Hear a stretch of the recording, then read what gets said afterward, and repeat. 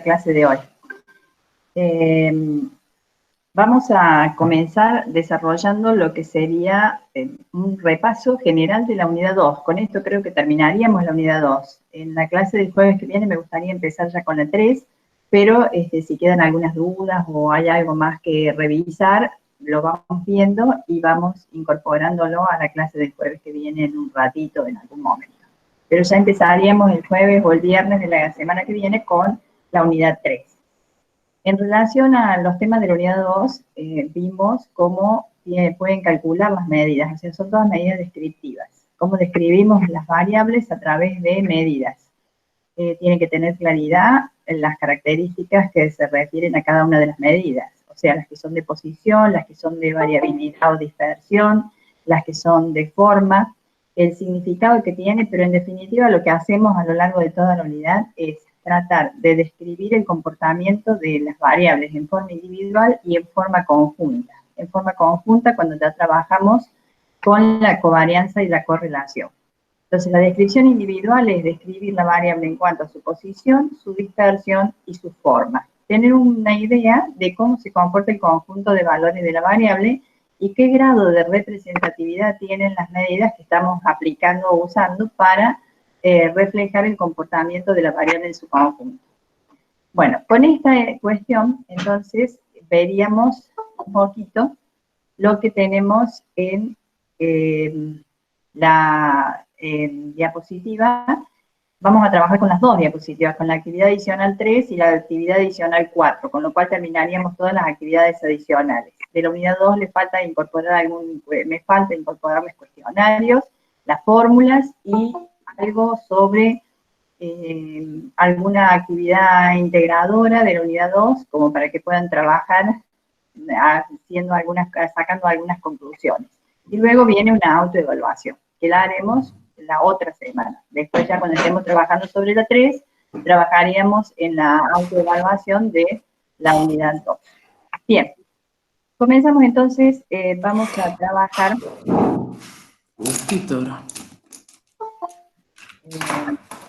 Compartir. Y vamos acá.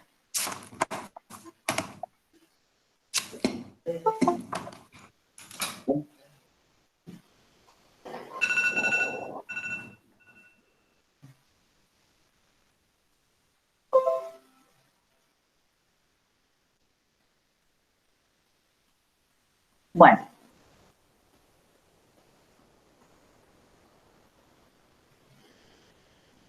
Fíjense, en esta actividad adicional 3, el enunciado decía, los datos siguientes presentan el seguimiento de la rentabilidad primaria por acción durante 52 semanas, ese es el tiempo en que se recaba la información, y los valores contables reportados por 10 empresas, o sea que la muestra es de 10 empresas. Elabora un diagrama de dispersión, considerando los valores contables en el eje X, cuál es la covarianza, cuál es el coeficiente de correlación. Eso es lo que vimos ayer. Pero... Profe, disculpe. ¿Sí? ¿Puede apagar los micrófonos porque no se escucha bien? Que yo apague el micrófono, no me vas a escuchar. No, de los chicos, que hay un par que están prendidos y no se escucha bien. Bien. A todos les pido que apaguen los micrófonos para que se pueda escuchar mejor lo que se menciona. Sí, en realidad hay que apagar los micrófonos. ¿Estamos? Para cada variable, calcular las medidas descriptivas e indicar el nombre de cada medida. Aquí estamos revisando el sentido que tiene el análisis descriptivo de las variables. Analizar mediante las medidas de posición la forma de la distribución en cuanto a simetría. Calcular los cuartiles y confeccionar un gráfico que permita determinar si existen valores atípicos o extremos en alguna de las distribuciones. Analizar, comparar e interpretar. Y luego viene el análisis bivariado con el diagrama de dispersión, la covarianza y la correlación. Comencemos entonces cómo hacemos la descripción de las variables individualmente consideradas. Acá estamos trabajando con salidas de Infostat, donde tomamos cada una de las variables consideradas. Una de las variables es valor contable, que la hemos simbolizado con la X, y la otra es rentabilidad, que la simbolizamos con la Y. Lo primero que hacemos es una tabla de frecuencias. En la tabla de frecuencias ya podemos tener un indicio sobre el comportamiento general de la variable. Observamos en esta tabla de frecuencia, con las frecuencias absolutas que asumen estos valores, 2, 2, 1, 5, Y con la frecuencia relativa, que asume los valores 0,2, 0,20, 0,10 y 0,5, observamos que la mayor concentración de valores de la variable se encuentran en el último intervalo. O sea que los valores, la mayor cantidad de valores de la variable en la muestra, oscilan entre 20,75 y 25,19, con un promedio de esos valores de 22,97. 23 si lo quieren redondear. Pero observamos que en el último intervalo tenemos la mayor presentación de valores de la variable.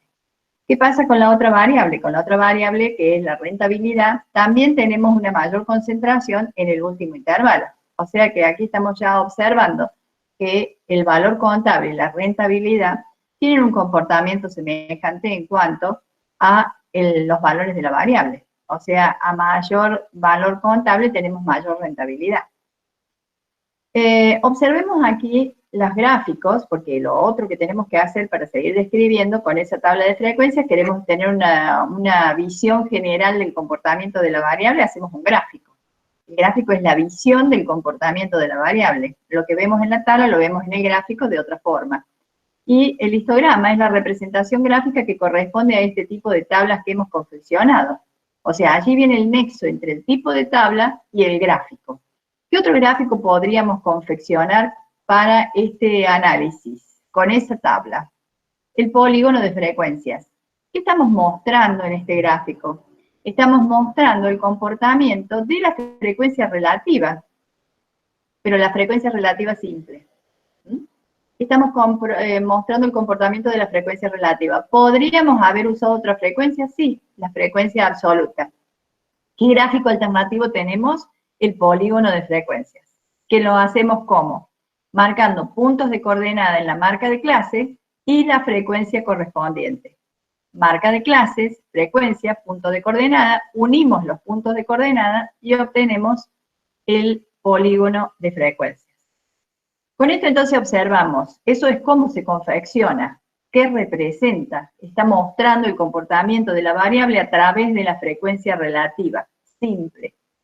Esto es lo que analizamos. ¿Qué analizamos? Que observamos, en definitiva, que la variable se concentra en el último intervalo. La mayor presentación, lo más importante de la variable está en el último intervalo. Y aquí ocurre lo mismo, con un intervalo intermedio que también tiene importancia. ¿Qué sería esto en términos de forma? Una caída hacia la izquierda. ¿Y esto qué sería en términos de forma? Una caída hacia la izquierda. Ya tenemos un pantallazo bastante amplio sobre lo que pasa con estas variables. Cuando hacemos las medidas corroboran lo que hemos visto en los gráficos y en las tablas.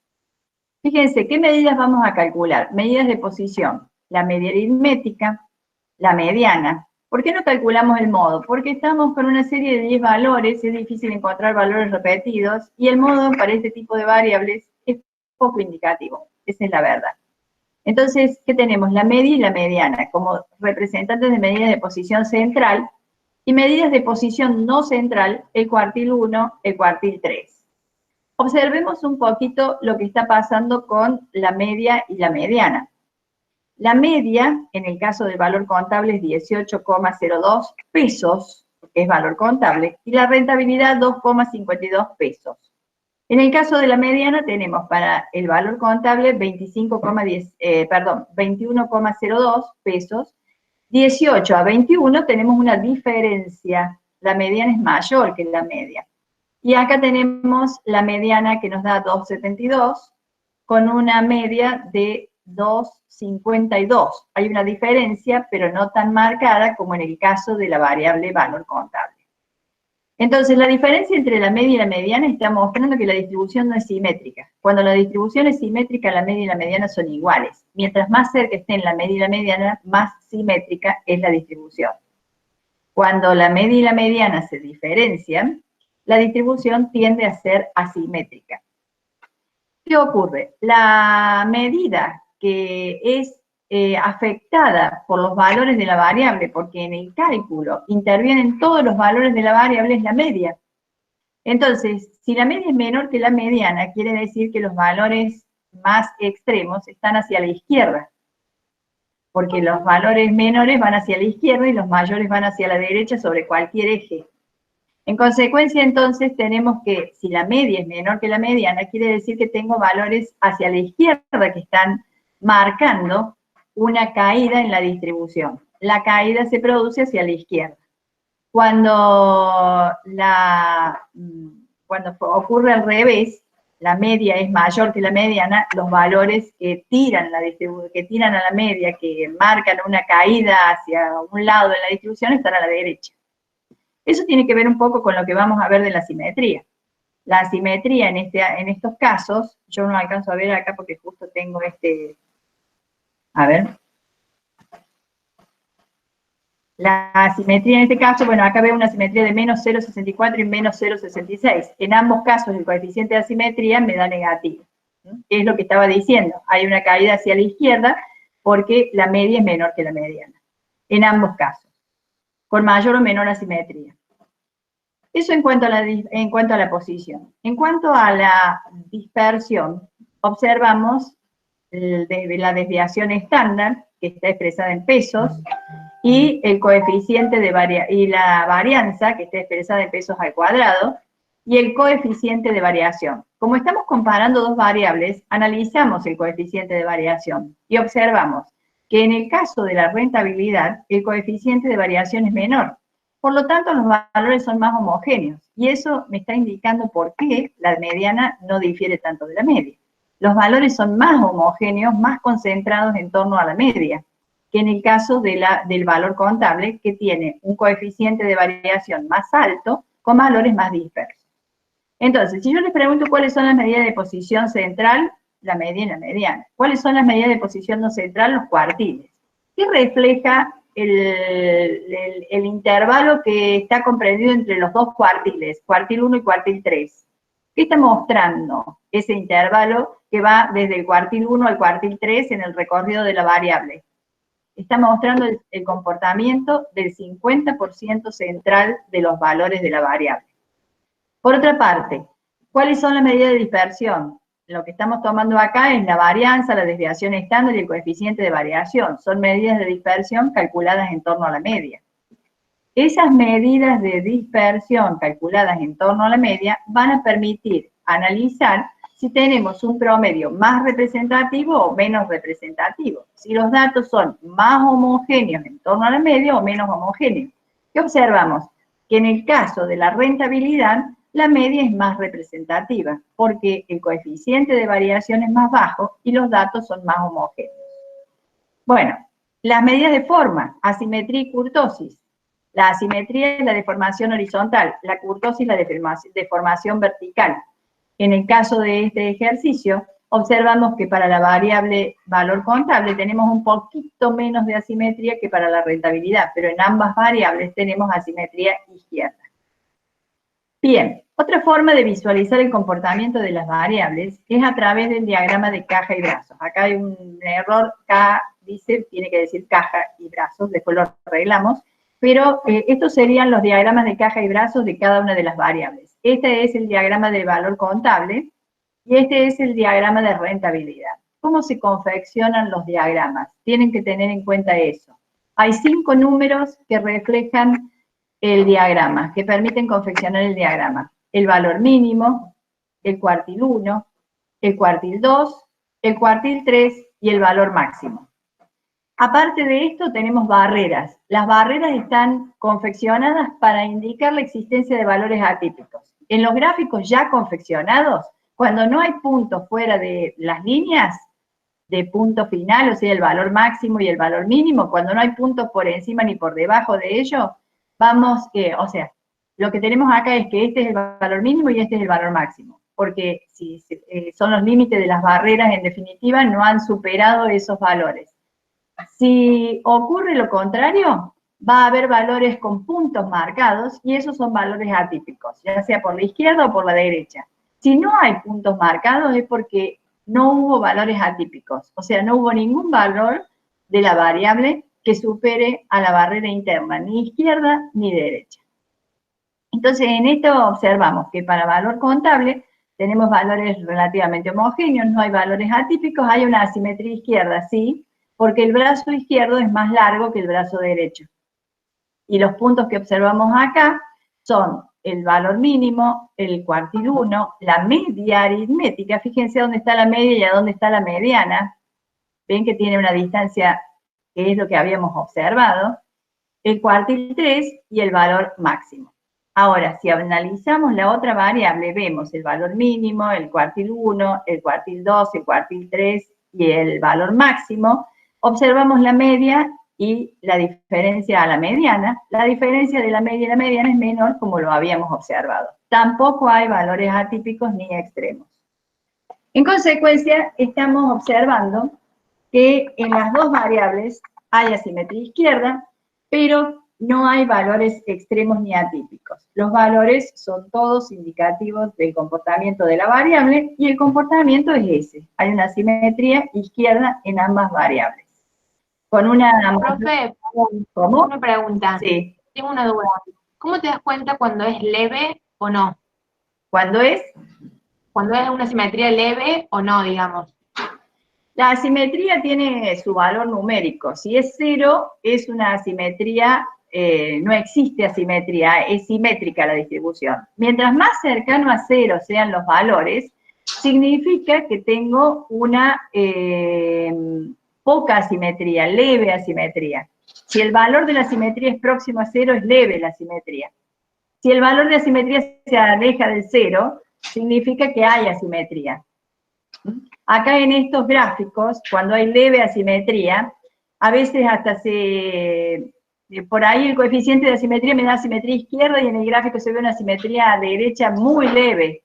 O sea, la leve asimetría hace que tengamos un gráfico donde la caja central está bien ubicada y los brazos son prácticamente iguales. La diferencia entre un brazo y otro es muy pequeña. En ese caso hay una leve asimetría. Perfecto, gracias. Acá la diferencia entre un brazo y otro es marcada. Este es casi el doble del otro brazo. ¿Mm? Gracias. Bueno, entonces eso es lo que observamos en estos diagramas de caja y brazos. La existencia de valores atípicos, que en este caso no hay, y la asimetría que se corrobora con la otra asimetría que habíamos observado en el coeficiente de asimetría. ¿Qué pasa con las dos variables? Eso es lo que vimos ayer. Cuando analizamos las dos variables en forma conjunta, pasamos a la covarianza y la correlación. O sea, hemos descrito a la variable desde todos los métodos factibles. Y ahora cada una de las variables individuales. Y ahora vamos a ver qué pasa en forma conjunta. Y bueno, ayer observábamos, esto es un diagrama de dispersión que ha sido confeccionado con el Infostat. Y aquí observamos la nube de puntos, en donde si queremos pasar una línea, habrá una línea que se acerque a estos puntos, con algún puntito que está alejado de la línea, pero hay una línea que puede pasar por esos puntos. Luego tenemos las medidas, observen la matriz de covarianzas con Infostat, la matriz de correlación. Entonces, ¿qué harían ustedes si tienen esto? Bueno, lo que van a decir es que tienen varianza y varianza, varianza de la variable y, varianza de la variable x, y covarianza. La covarianza es 311, está indicando que hay una asociación lineal directa entre las variables, pero no indica la intensidad o grado de asociación. En la matriz de correlación, la diagonal principal 1, la correlación de y consigo misma, la correlación de x consigo misma, 1. Y 0,76 es el coeficiente de correlación R de Pearson. ¿Qué significa 0,76? Que hay una muy buena o buena correlación, buena alta, buena tirando a muy buena correlación lineal entre las dos variables. O sea, que hay una asociación lineal que tiene un grado de intensidad bastante bueno y que nos está indicando que en la medida que la variable X, valor contable, aumenta, la rentabilidad también aumenta. Con esto, entonces, acá tienen la forma de calcularla, las medidas, con una tablita de Excel. ¿Qué ocurre con todo esto? ¿Qué es lo que tienen que saber y qué es lo que no tienen que saber? Ustedes, en las clases prácticas, tienen desarrollado ejercicios donde se les induce a calcular las medidas. ¿Por qué? Porque la idea es que ustedes sepan calcular las medidas, porque sabiendo cómo se calcula una medida, ustedes pueden interpretarla mejor. Entonces es necesario que sepan calcularla. ¿La van a calcular? Depende de cómo podamos evaluarles, pero fundamentalmente la medida tienen que saber calcularla. Por otra parte, cuando ya tienen la medida calculada en una salida de computación o como fuere, ustedes tienen que saber interpretarla. ¿Y qué tienen que tener claridad? Que hay medidas de posición, de dispersión, de forma, y qué significa la posición, qué significa la dispersión y qué significa la forma. Con eso pueden hacer un análisis de cada variable individualmente considerada. Y cuando quieren analizar el comportamiento conjunto de dos variables, trabajan con el coeficiente de correlación R de Pearson y la covarianza. Las matrices de varianzas y covarianzas son muy útiles porque si en vez de 2 tenemos 3, tenemos 4, tenemos 5 variables en análisis, podemos ver en una matriz de este tipo el comportamiento que tienen las variables entre ellas a través de las covariaciones y las correlaciones. Por eso es que es importante que se acostumbren a visualizar la matriz de varianzas y covarianzas y la matriz de correlación. Bueno, esto es todo la unidad 2. Es así de simple y sencilla la unidad 2.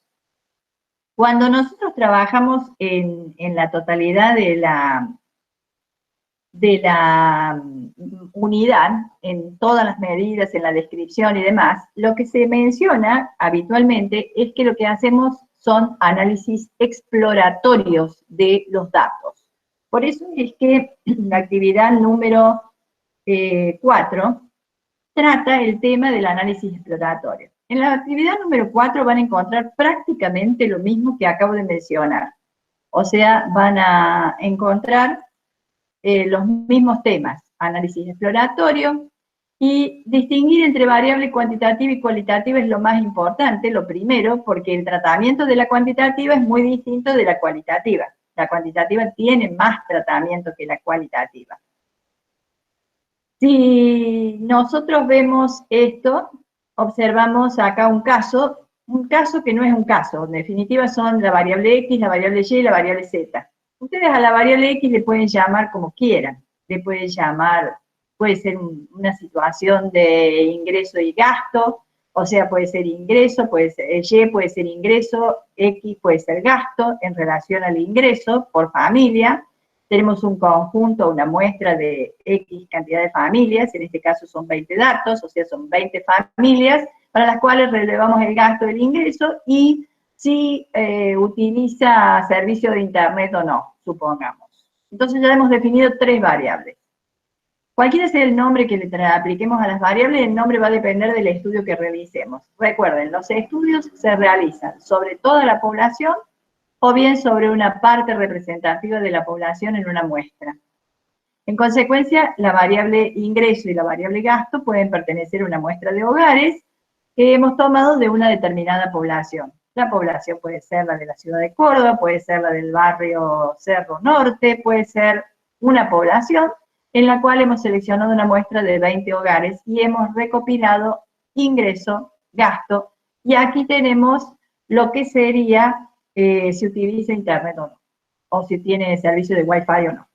En consecuencia, entonces, aquí tenemos 3 variables en un caso. Supongamos que tomamos hogares de barrio Cerro Norte y tomamos una muestra de 20 hogares.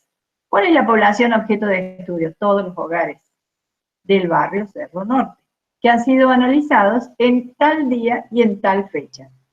¿Cuál es la muestra? Los 20 hogares seleccionados aleatoriamente del barrio Cerro Norte. ¿Cuáles son las variables? ¿Qué características observamos? El ingreso, observamos el gasto, observamos la utilización de Wi-Fi. ¿Qué es lo que tenemos para esas variables? ¿Las podemos clasificar? Sí, las podemos clasificar de acuerdo a su naturaleza. Esta variable es una variable cuantitativa continua. Cuantitativa continua. ¿Qué escala de medición tiene? Escala de razón. Esta variable es una variable cualitativa, por lo tanto tiene una escala de medición ordinal o nominal. En este caso es nominal. Entonces, con esto ya hemos definido cuáles son nuestras variables, cuál es la muestra, cuál es la población, y vamos a empezar a analizar estas variables. El análisis exploratorio implica en explorar el comportamiento de cada una de las variables con el método que corresponde. Cuando voy a explorar el comportamiento, comienzo con la tabla. Confecciono una tabla de frecuencias con 5 intervalos para cada una de las variables analizadas. En la tabla de frecuencias observo ya un poco el comportamiento de la variable. Fíjense bien que acá tengo 0,20, 0,10, 0,30, 0,25, 0,15, o sea, no hay un comportamiento estable, empieza alto, baja, alto, baja. Acá tenemos 0,20, 0,25, 0,30, 0,10 y 0,15, o sea, tiene un pico más alto en el tercer intervalo. Entonces, la mayor concentración en ambas variables está en el tercer intervalo con diferentes comportamientos. Observamos los gráficos. Estos signos de pregunta significa que ustedes tienen que poner el nombre del gráfico. En esta figura, ¿qué gráficos están observando? En esta figura, ¿qué gráficos están observando? ¿Cómo confeccionaron este rectángulo? ¿Cómo tienen, qué significa ese punto? Entonces, eso es lo que tienen que pensar cuando visualizan estos gráficos. ¿Qué gráfico es? Un histograma y un polígono. ¿Qué es este punto? Un punto de coordenadas, marca de clase y frecuencia. ¿Qué frecuencia represento? La frecuencia relativa. Estoy mostrando el comportamiento de una variable, que es la variable X, a través de la frecuencia relativa, en un gráfico que se llama histograma o polígono de frecuencia. Fíjense, acá tengo las medidas que van a permitir describir la posición, la dispersión, la forma, si hay una marcada simetría, si hay valores atípicos o extremos. Entonces, la variable X, ¿qué ocurre con la variable X? Aquí tenemos una media de 95,35 pesos, si es gasto. Una desviación estándar de 34,47 pesos. Una varianza de 1.188,13 pesos al cuadrado. El coeficiente de variación es 36,15%, o sea, 0,3615 es el valor del coeficiente de variación multiplicado por 100, llevado a porcentaje, es 36,15%. El mínimo 30, el máximo 150, la mediana 99, la media 95, la mediana 99. El cuartil 1, 76, el cuartil 3, 117. Entre el cuartil 1, 76 y 117 tengo el recorrido del 50% central de los valores de la variable. Por debajo del cuartil 1, ¿qué porcentaje de observaciones tengo? El 25%. Por encima del cuartil 3, ¿qué porcentaje de observaciones tengo? El 25%. La asimetría izquierda, menos 0,37. La kurtosis, menos 0,66, es platicústica. La asimetría en el caso de la otra variable, vamos a la otra variable, medida de posición central, 205 pesos, medida de posición central, la mediana, 199,55. Fíjense, la media es mayor que la mediana y la asimetría es derecha. Entonces, acá tenemos una media de 205 pesos, una mediana de 199,50, la media es mayor que la mediana, eso sería la posición central, la posición no central 180 y 220, 222, todos son pesos, la desviación estándar 32,25 pesos y el coeficiente de variación 15,73%, una medida relativa, porcentaje o tasa. Entonces, tenemos menor coeficiente de variación en el ingreso que en el gasto. ¿Qué significa? Que el ingreso tiene más concentración en los valores de la variable que el gasto. El gasto está más disperso. La asimetría. El gasto tiene asimetría izquierda, el ingreso tiene asimetría derecha. La kurtosis en ambos casos es platicústica. Con esta idea, vamos a ver ahora un diagrama de caja y brazos. ¿Cómo se llama esto? Diagrama de caja y brazos. ¿Hay valores atípicos? No. En ninguna de las dos variables hay valores atípicos. No hay puntitos fuera del diagrama. ¿Y qué observamos acá? Observamos una asimetría derecha que no es tan marcada. Fíjense, no es tan marcada la asimetría derecha, pero hay asimetría derecha en la variable Y que le habíamos llamado ingreso. Y acá tengo una asimetría izquierda, tampoco está marcada, pero hay asimetría izquierda, y la variable X es asimétrica izquierda, sin valores atípicos, como la variable Y es asimétrica derecha, sin valores atípicos. Las asimetrías no son muy marcadas. ¿Qué hacemos con la variable cualitativa? Y bueno, una tabla donde tengamos el porcentaje de observaciones de los que sí usan, el 1 vamos a considerar que no utilizan Wi-Fi y el 2 que sí lo utilizan. Entonces, el porcentaje de observaciones que no utilizan Wi-Fi o el porcentaje de familias que no utilizan Wi-Fi es el 35%. El porcentaje de familias que utilizan Wi-Fi es el 65%. Ya he descrito esta variable. Con esto ya tengo la variable en absoluto conocimiento. Hay un mayor porcentaje de familias que utilizan Wi-Fi. Lo que muestra el gráfico de barras. ¿Qué otro gráfico podría ser? Un gráfico circular, un gráfico de pastel.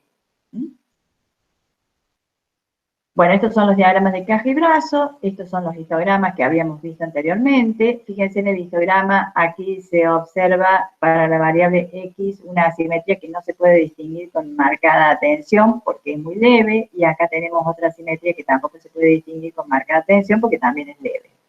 Las medidas en otra forma de presentación, y con la información procesada analice la variable cualitativa, interprete en términos del problema, cómo explica la posición de las variables, analice la dispersión, analice la forma, indique cómo determina la existencia de valores atípicos. ¿Estamos? ¿Cómo se determina la existencia de valores atípicos? Con el diagrama de caja y brazo. O sea, tenemos todo este tipo de análisis que está analizando cada variable individualmente. Ahora, si vamos a la asociación entre las dos variables cuantitativas, ¿qué tenemos entre las variables cuantitativas? Dijimos, la Y es el ingreso y esto es el gasto. Bueno, a mayor gasto, mayor ingreso. A menor gasto, menor ingreso. Veamos la relación. Observamos el diagrama de dispersión, un comportamiento lineal creciente. Aquí tenemos el gráfico que aparece del Infostat. ¿Qué nombre tiene el gráfico? Diagrama de dispersión. Buscamos una línea de puntos, que pase lo más cercano posible al punto. Y observamos. ¿Qué tienen allí? Matriz de varianzas y covarianzas. ¿Qué tienen acá? La lista de Infostat con la matriz de varianzas y covarianzas. ¿Qué van a decir de esto? A ver.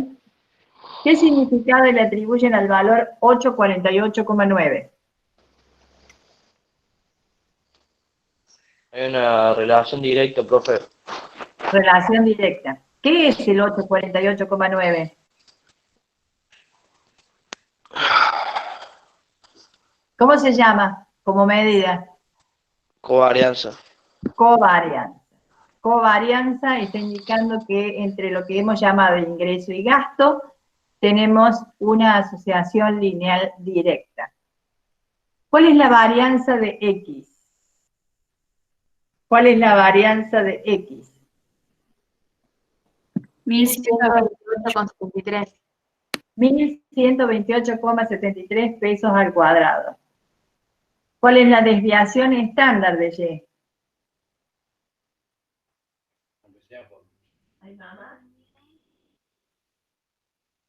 31,43 puede ser. No sé el valor. A ver, la tenemos que ver acá. Cuadrada de la varianza. La desviación estándar de Y me da 32,25. La varianza 1040,105. Debe estar calculada con n-1, aquella con n-1 y esta está calculada con n. Puede ocurrir eso porque a veces el cálculo de la matriz de varianzas y covarianzas se calcula con n datos, tanto la covarianza como las varianzas. Estas varianzas están calculadas con los n datos y las que tienen acá están calculadas con n-1. ¿Está? ¿Se entiende la diferencia? Siempre hemos dicho que la varianza en la muestra se calcula con n-1. Y cuando van a calcular internamente el Infostat, y generalmente en la mayoría de los casos tomamos como decisión, eso no se los dije nunca, que cuando calculamos la matriz de varianzas y covarianzas, trabajamos directamente con n datos para todo. Para la covarianza la dividimos en la suma de los desvíos, del producto de los desvíos por n, y en la varianza también dividimos por n. O sea que estas son varianzas calculadas con los mismos datos, pero divididas por n. Bueno, la raíz cuadrada de esto es la desviación estándar, que debe ser la cifra que vos me has dado. En consecuencia, entonces, la desviación estándar de y es la raíz cuadrada del 988,10. Y se expresa en pesos. Y la matriz de correlación, ¿qué estaría diciendo? Volvamos a las consignas. ¿Cómo analiza el grado de asociación lineal? ¿Cómo analiza el grado de asociación lineal? Con la R de Pearson. Con el R de Pearson. Y en este caso, ¿qué interpretación le dan? ¿Qué ocurre en este caso entre X y Y? Que tiene una muy buena asociación lineal. Hay una muy buena correlación lineal o asociación lineal entre las variables. ¿Y cómo vincula lo expresado con lo visualizado en el diagrama de dispersión? Ustedes dicen que hay una muy buena asociación lineal. Vamos al diagrama de dispersión. ¿Cómo relacionan esa muy buena asociación lineal con el diagrama? Trazando una línea, se puede ver que quedan pocos puntos fuera de ella. Exacto. Trazando una línea que pase lo más cercanamente posible a los puntos, de modo tal que queden pocos puntos fuera de ella. Y hay puntos que están alejados que van a hacer que no sea 0,95, sino que sea 0,80, que son estos puntos que están más alejados de la línea. Observen la línea, pasa por acá, y estos puntos, que son los que están más alejados, este punto sobre todo, que es el que está más alejado, provoca que el R de Pearson baje. Bien. Entendiendo esto, entendieron la unidad 2. No hay más nada en la unidad 2 que tengan que visualizar, que entender que es similar. Traten de asimilar los conceptos de ese modo. Esa es la idea. Saber calcular para entender la medida. Entender el significado y analizar el significado en el planteo del problema. Todos los problemas empiezan con variables, empiezan con una X, una Y, una Z, o una W, un conjunto de variables. Cada variable tiene su nombre de acuerdo al problema. Todo viene de una población a la cual se le toma una muestra o la que se analizó en su totalidad. Cada variable se clasifica por su naturaleza en discreta, en continua, en cuantitativa o cualitativa. Y se mide en una escala que puede ser de razón o de intervalo cuando es cuantitativa, u ordinal y nominal cuando es cualitativa. Bien. ¿Qué otra cosa más tenemos? Algo que quiero que veamos. En la unidad 1, el tema de, a ver, me vuelvo acá. Acá estoy yo. Aquí estamos.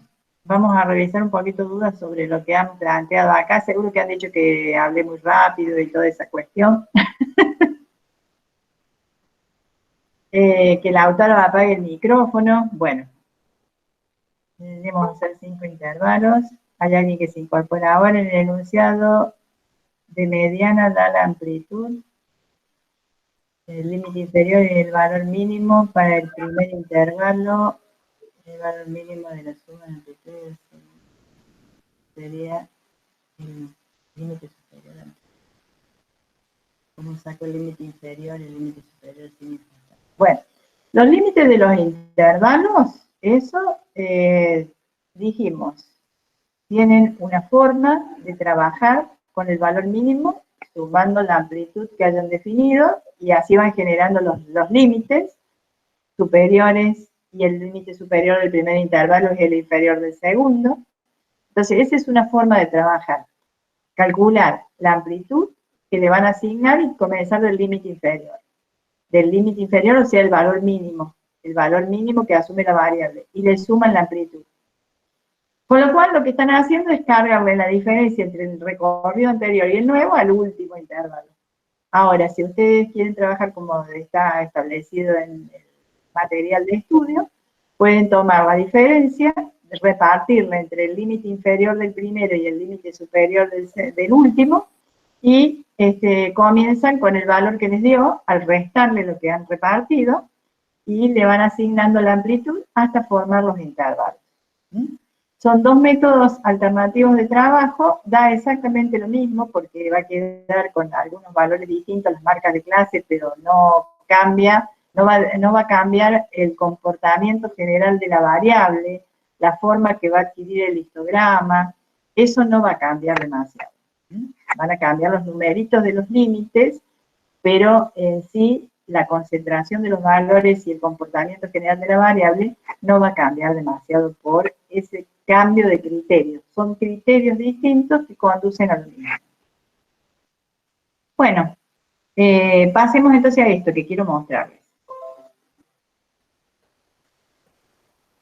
Esto, que no sé si ustedes lo han visto, es una diapositiva de la unidad 1 que habla de las tablas cruzadas, tabla de frecuencias absolutas.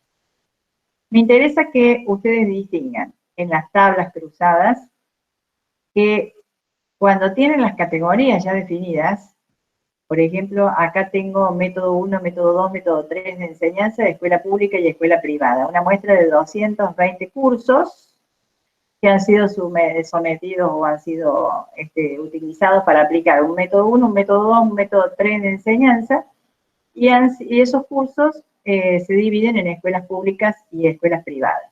Entonces, lo que tenemos en el cuerpo de la tabla es la frecuencia de presentación conjunta, pero es una frecuencia absoluta. La simbolizamos como N sub IJ, donde I es el subíndice que indica la fila y J indica la columna. Estas son frecuencias absolutas. Si sumamos la fila, obtenemos la marginal de la fila, 1. Si sumamos la fila 2, obtenemos la marginal de la fila 2. Entonces, lo que tenemos acá son las frecuencias absolutas marginales de fila, y si sumamos la columna, obtenemos las frecuencias absolutas marginales de columna. Entonces, ¿qué tenemos en esta tabla? Frecuencias absolutas, conjuntas, frecuencias marginales absolutas y frecuencias marginales absolutas. Con las frecuencias marginales podemos ver, con las frecuencias conjuntas y marginales absolutas calculamos las relativas. ¿Cómo se calcula una frecuencia relativa? Siempre igual. Se toma la frecuencia absoluta y se la divide por la cantidad total de observaciones. En nuestro caso, la cantidad total de observaciones es 220. La frecuencia absoluta la tomamos de la tabla de frecuencias absolutas y calculamos la frecuencia relativa de cada una de las casillas. Lo que tenemos en el cuerpo de la tabla, donde se cruzan las filas con las columnas, son las frecuencias relativas conjuntas. Y las que tenemos en los márgenes de la tabla son las frecuencias marginales relativas. Entonces, frecuencias relativas conjuntas, frecuencias relativas marginales.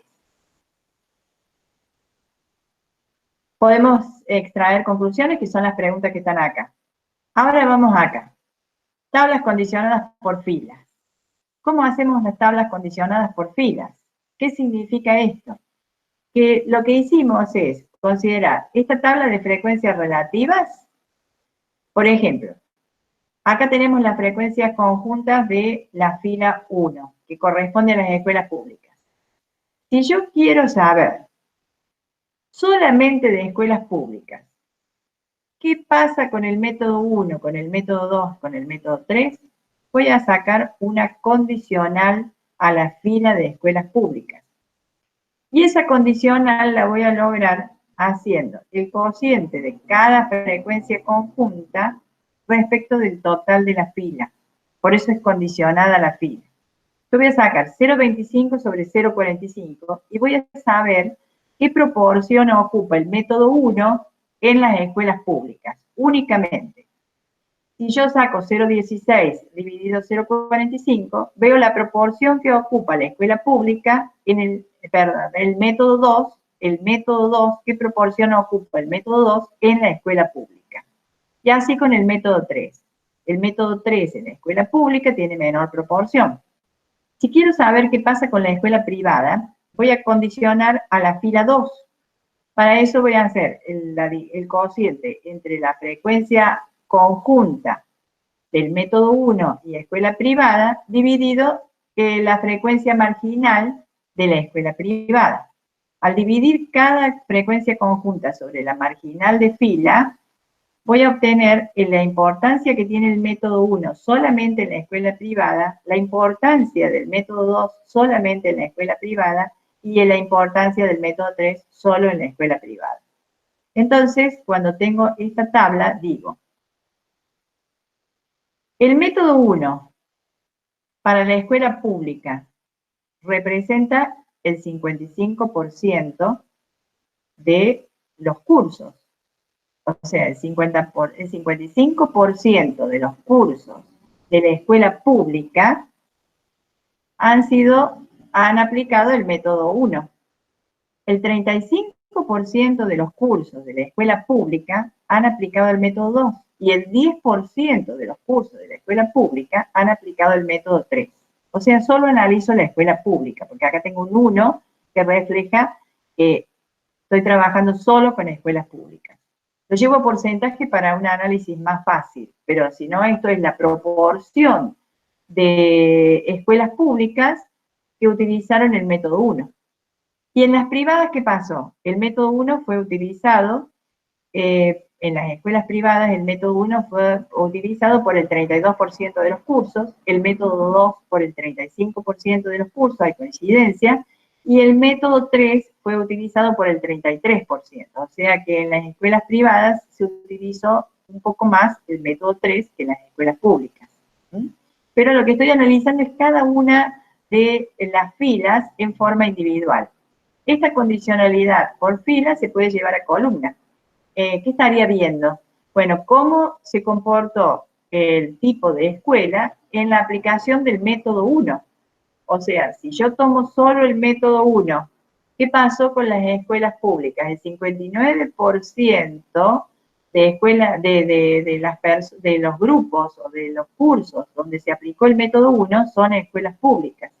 De los cursos que se aplicó el método 1, el 41% son escuelas privadas. De los cursos en los que se aplicó el método 2, tengo un 45% en escuelas públicas y un 55% en escuelas privadas. O sea, el comportamiento del método de enseñanza en relación a la escuela pública o privada. ¿Cómo se obtienen las condicionadas por columna? Vamos a la tabla de frecuencias relativas y tomamos el total de la columna y a cada valor de la frecuencia conjunta lo dividimos por el total de columna. 0,25 dividido 0,42 me da la condicionada para la columna 1 de escuelas públicas. Luego tengo 0,17 dividido 0,42. Entonces, yendo por columna, esos valores que surgen de dividir la frecuencia conjunta sobre el total de la frecuencia relativa de cada columna son las frecuencias condicionadas, frecuencias relativas condicionadas por columna. Y surgen las tablas condicionales por columna. Profe, disculpe, ¿cuál sería la diferencia de las condicionadas en cuanto a filas y en cuanto a columnas? Porque en las dos estamos... La diferencia está en la frecuencia relativa que nosotros hacemos originalmente, el 100% de observaciones lo tenemos acá, y está distribuido en filas y columnas de acuerdo a cómo se muestran los pares de valores. Cuando trabajo a la condicionada por fila, yo estoy, el 100% es cada fila. O sea, estoy analizando escuelas públicas, escuelas privadas, y cada fila es independiente de la otra fila. Entonces, dentro de cada fila, observo el comportamiento de la otra variable en relación a lo que es esa variable de fila. Estoy observando dentro de escuelas públicas, exclusivamente escuelas públicas, el comportamiento de los métodos de enseñanza. Cuando hago la condicionada columna, cambia el sentido de lo que estoy haciendo. En la columna estoy condicionando al método de enseñanza. O sea, estoy viendo qué pasó con las escuelas, en las escuelas públicas y privadas cuando se aplica el método 1. Estoy analizando el método 1 por sí solo. Fíjense, los totales son 100%. Cada 100% se compone de un 59,14% y un 40,86% para pública y privada. Entonces estoy viendo cómo se comportaron los grupos de las escuelas públicas y privadas en relación al método 1. Exclusivamente. Acá analizo exclusivamente el método 2, acá analizo exclusivamente el método 3. Entonces la diferencia de fila o columna es que cuando la tomo por fila estoy analizando cada variable que responde, cada categoría individualmente, cada categoría de la variable que está reflejada en la fila, cada categoría la estoy analizando en forma separada, con relación al comportamiento de la otra variable. Y cuando lo analizo por columna, estoy analizando cada columna en forma separada en relación al comportamiento de la variable que está en la fila. Muchas gracias, profe. Bueno, Profe, con esto creo cuando, que... ¿sí? profe, cuando es en fila, el gráfico correspondiente es el de barra componentes. Sí, cuando trabajo, a ver, cuando trabajo tablas cruzadas, a ver, vamos a dejar de compartir un poquito, vamos a charlar un poquito. Cuando trabajamos con tablas cruzadas, el gráfico es de barras apiladas o barras múltiples. Se puede usar cualquiera de los dos. Con tablas cruzadas, barras apiladas o barras múltiples. Generalmente, cuando trabajamos con las condicionadas, hacemos de barras apiladas. ¿Por qué? Porque al apilarse la barra, se van a observar barras iguales, del mismo tamaño, donde las proporciones que lo componen están indicando los porcentajes condicionados a cada una de las barras. Entonces, generalmente, cuando tenemos tablas de frecuencias condicionadas tanto a la fila como a la columna, utilizamos los gráficos de barras apiladas.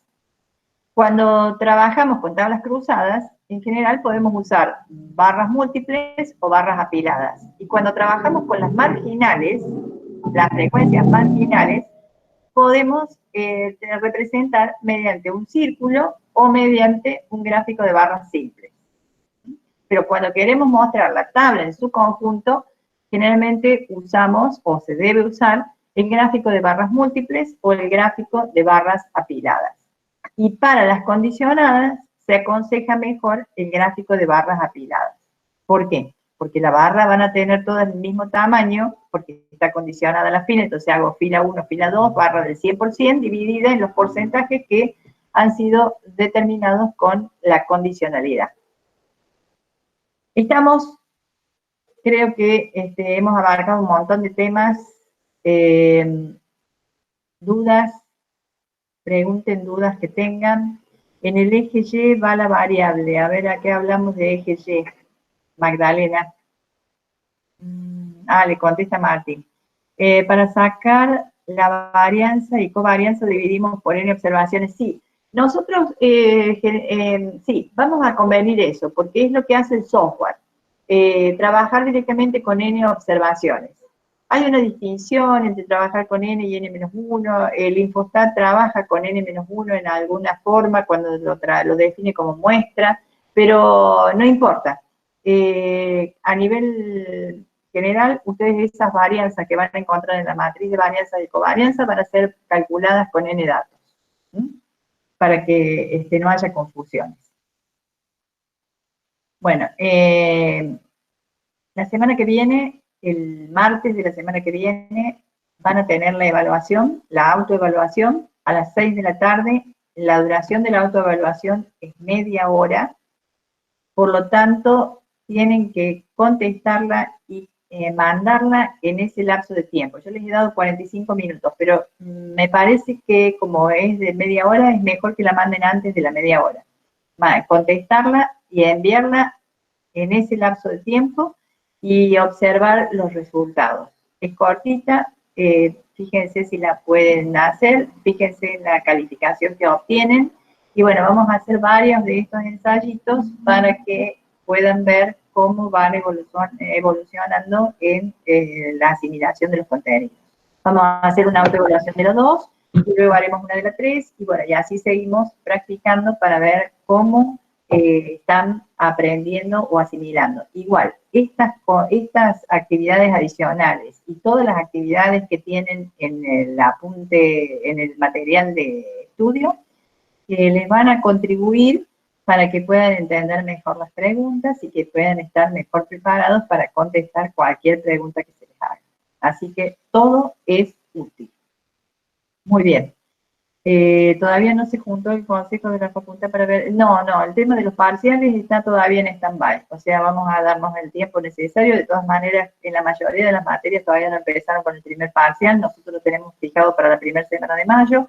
Antes que eso, que llegue ese día, seguramente que va a haber una definición, pero de parciales todavía no tenemos ninguna novedad. Mientras tanto, vayan asimilando todas las unidades de manera tranquila, de la mejor forma posible, y bueno, y cuando vayan avanzando en la materia y vean que realmente han aprendido, rindan cuando rindan, van a poder rendir. La promoción todavía no, eso forma todo parte del régimen de regularidad, eso lo tenemos que definir a través de la universidad, de la facultad y del consejo directivo. Bueno, nos vemos, chicos, hemos finalizado, esta clase quedó grabada, de modo tal, espero que sí, que haya quedado grabada, sí está grabando, así que la van a tener como video. Que pasen un buen fin de semana y en casa. Nos vemos seguramente la semana que viene.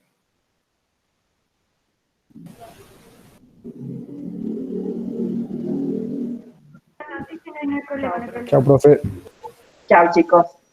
Nos vemos. La semana que viene seguro que continuamos con todo esto.